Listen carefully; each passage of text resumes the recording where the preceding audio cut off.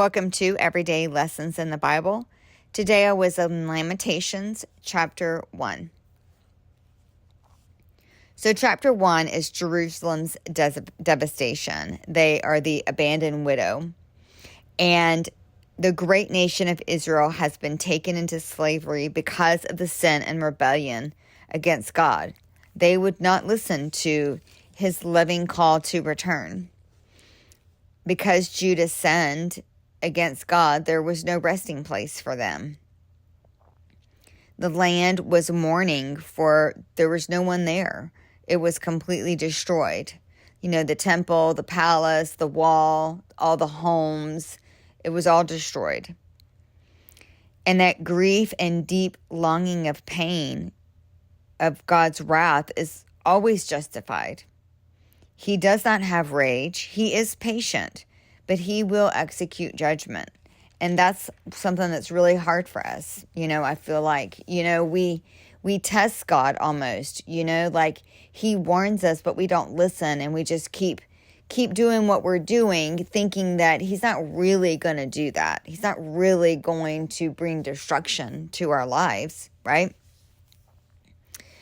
And you can get to a place when you feel like there is nothing good left in you, like there's no direction anymore. You've lost everything. And then you start remembering the good days and realizing all that you have lost. You begin to recognize your sin and what it's cost you. You feel vulnerable and exposed now that everyone knows your sin. Your rebellious ways have contributed to your destruction. The enemy has been watching you and waiting to see when you're going to fall, when you're going to be destroyed. People will say they are Christians, but their heart is far from God. And so, the enemy will use that. People that have secret sin in their life, but they profess to be a Christian, as you've seen pastors that have fallen because they didn't deal with the sin in their life. Or whether it was in their past or present, they never dealt with it.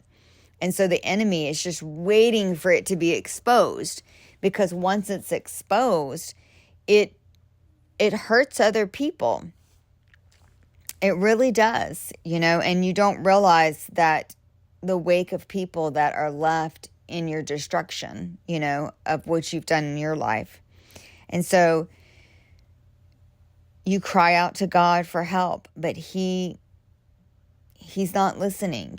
He has turned you over to your sin and he's allowing you to sit in it. People looking at your grief, knowing you brought it on yourself. The Lord will turn you over to your sin because you will not listen. He tried to tell you, he warned you repeatedly. Haven't we all gone through that? He's like trying to tell you what you're doing wrong, but you're just not listening. And then when stuff happens, you're caught off guard, but yet, deep in your heart, he did try to tell you. When you feel like you're all alone, that God is far from you, like he isn't listening and doesn't care. There's no one to comfort you. You feel like everyone's against you. The Lord is right. You have rebelled against God, and now you are suffering. The sins you found comfort in, it's no longer there for you. The people that you found comfort in, they're no longer there for you. Now that it's all been exposed, there's no more comfort. You feel sick to your stomach. Your chest feels tight, and you feel like there's just death all around you. You can just see the destruction, that the choices that you've made, what it's caused all around you. The enemy rejoices at your pain and destruction, and there is no more comfort for you. You cry out to the Lord to deal with them as you have dealt with me. That is our cry sometimes, isn't it? this first chapter is so much pain and sorrow and grief and torment and anguish. It's just deep into your bones. But God has not left you. He is still there. You just aren't looking at him.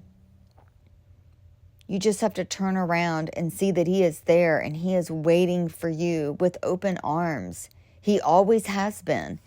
Even then, with the children of Israel, all he wanted was for them to turn their hearts to him, to be in fellowship with him, to love him as much as he loves them.